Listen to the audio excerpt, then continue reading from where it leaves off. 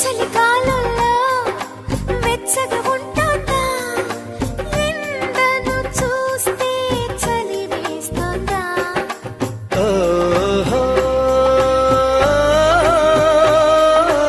ఓహో, ఎదురుగా నువ్వున్నా విరహం పుడుతోంది, ఏ నిజమైన కలగా ఉంది. విసుగేతో కలిగింది, దిగులేతో పెరిగింది, అసలేతో జరిగింది, మతి కాస్త పోయింది.